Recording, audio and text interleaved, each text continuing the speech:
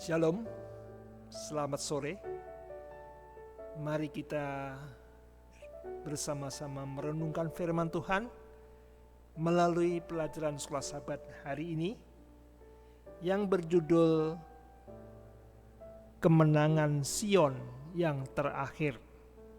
Terdapat dalam Yesaya pasal 24. Minggu yang lalu kita sudah mendengar bahwa kerajaan Yehuda mengalami kesuraman, kegelapan, kelaparan karena ditekan oleh bangsa Asyur karena akibat Raja Ahaz yang menolak menurut perintah Tuhan.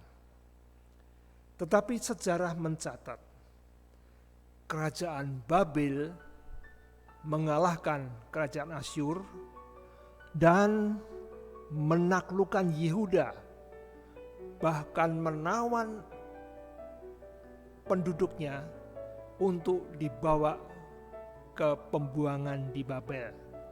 Kita ingat di dalam buku Daniel, Sadrah, Mesah, Abednego di antara orang-orang yang dibuang di Babel, diangkut sebagai tawanan dan dipekerjakan sebagai pembantu raja. Raja Babel adalah raja yang angkuh, raja yang sombong karena kekuasaannya, karena kemakmurannya. Kita ingat Raja Nebukadnezar yang membanggakan kota Babel, kemudian dia mendapat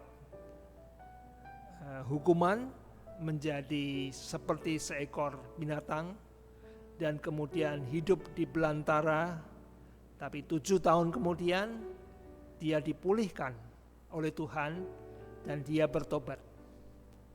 Nah, Raja Babel adalah raja kafir yang menyembah dewa, yang terkenal adalah dewa Marduk. Tetapi terhadap dewanya sendiri, Raja Babel ingin menyamakan kedudukan dengan dewanya. Bahkan Raja Babel melawan yang maha tinggi karena kesombongannya. Mari kita baca di dalam Yesaya 14 ayat 14. Aku hendak naik mengatasi ketinggian awan-awan, hendak menyamai yang maha tinggi.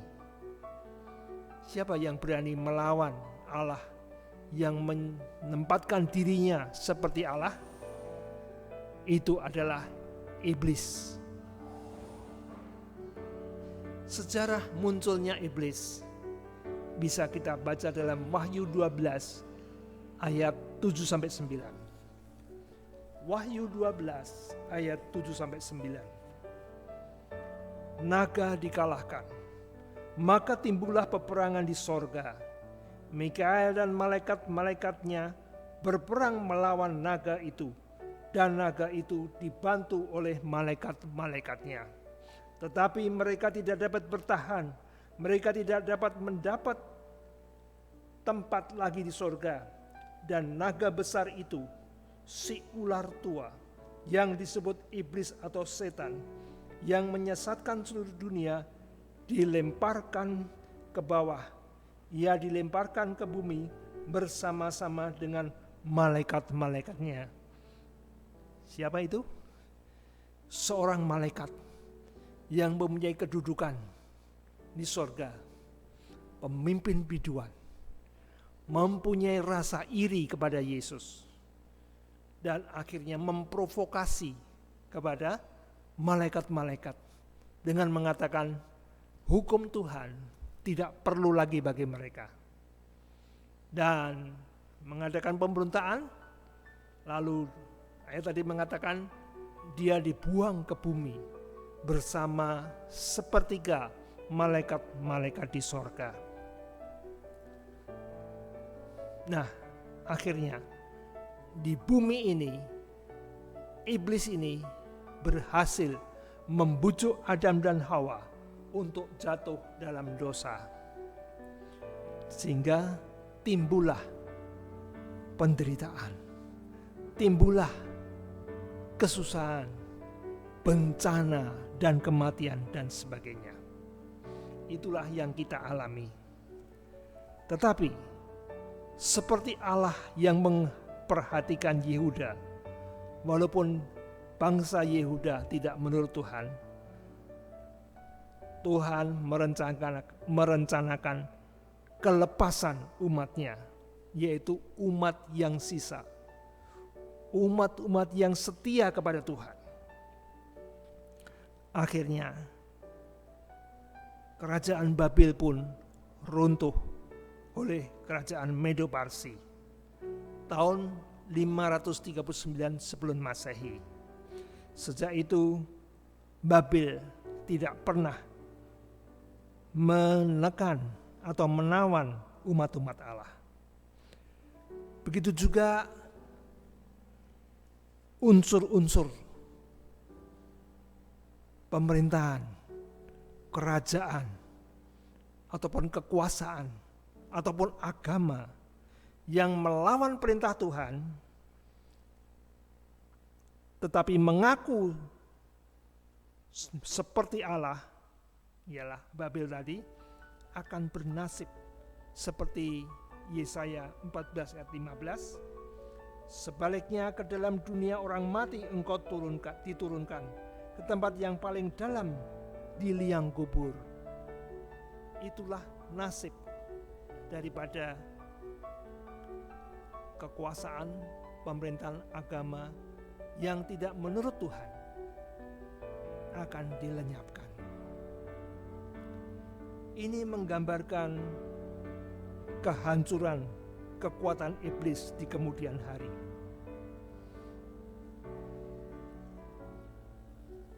Setelah kedatangan Tuhan yang kedua kali, umat Tuhan akan diangkat naik ke sorga. 1000 tahun lamanya umat Tuhan di sorga akan memeriksa, menghakimi manusia-manusia yang tidak bersama dengan mereka, yaitu manusia-manusia jahat. Nah, bagaimana dengan setan? Setan dikatakan di dalam dunia yang kosong, dirantai, tidak bisa berbuat apa-apa. Wahyu 14 ayat 8 mengatakan,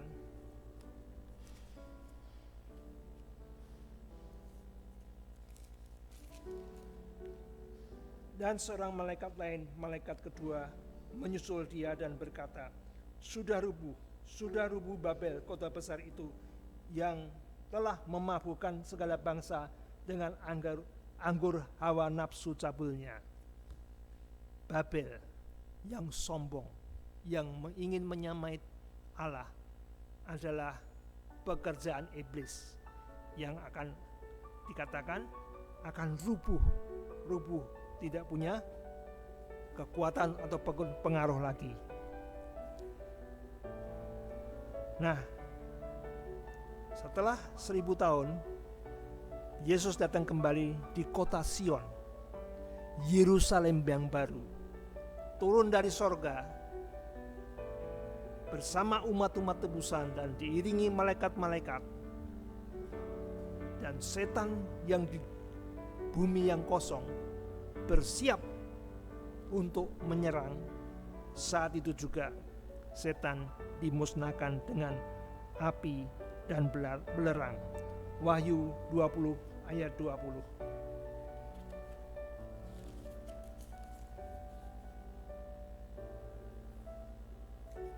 Wahyu 20 ayat yang ke-10.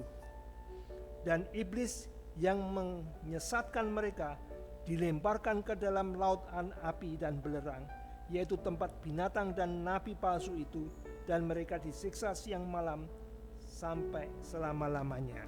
Itulah nasib daripada Babel secara kiasan. yaitu kekuatan yang dikendalikan oleh iblis.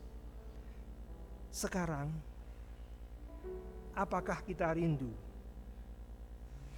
untuk menjadi bagian umat sisa yang akan diselamatkan? Apa yang harus kita lakukan? Rom 10 ayat 9 mengatakan,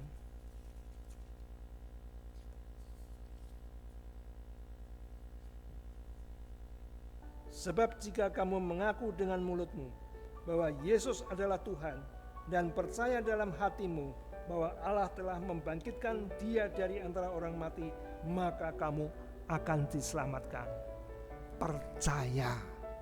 Percaya kepada Yesus sebagai juru selamat.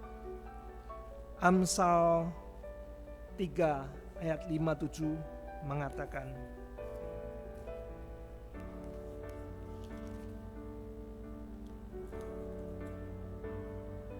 percayalah kepada Tuhan dengan segenap hatimu, dan janganlah bersandar pada pengertianmu sendiri. Akuilah Dia dalam segala lakumu, maka Ia akan meluruskan jalanmu. Janganlah engkau menganggap dirimu sendiri bijak, takutlah akan Tuhan, jauhilah kejahatan. Kehidupan umat percaya adalah mempraktekkan iman mereka, menjauhi kejahatan, menjalani kehidupan yang lurus yang diajarkan Tuhan. Maka jaminan keselamatan itu boleh menjadi bagian kita. Tuhan memberkati.